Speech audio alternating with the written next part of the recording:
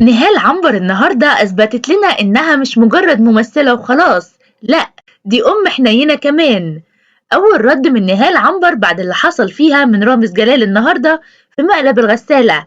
حرفيا نهال عنبر اتصدرت الترند، مش عشان كانت ضحية رامز ولا حاجة، عشان مدى حبها لابنها وخوفها عليه طول الحلقة. تعالوا نشوف أبرز التعليقات. بصراحة كده علاقة نهال عنبر بابنها عجباني قوي، وأتمنى تبقى دي نفس علاقتي بابني في يوم من الأيام. ومن البوستات الجميلة اللي مدحت فيها نهال عنبر وعلاقتها بابنها، لفت انتباهي في حلقة نهال عنبر وهي عمالة تقول ابني حسام، حسام انت كويس، وفي الآخر بتبص على دماغه. حتى بعد ما اكتشفت انه مقلب برضه مركزة معاه، حتى وهي بتتشقلب سايبة نفسها وشداه زي ما يكون طفل، مع انه راجل بطول وعرض كبير.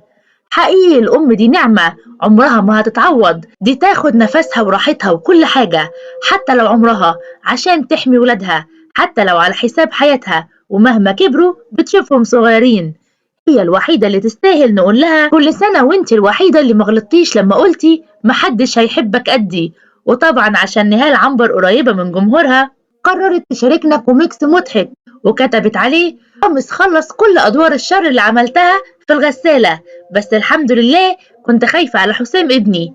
وشاركتنا كمان بصورة مع البوست كانت عبارة إن نهال عنبر بتقول لابنها أنت كويس يا حسام، فيك حاجة؟ قال لها حاجة واحدة بس، أنت بتطمني على إيه؟ هي قرصتني ناموسة في خدي.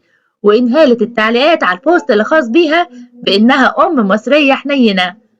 ما تنسوش الاشتراك في القناة وتفعلوا الجرس عشان يوصلكم كل جديد.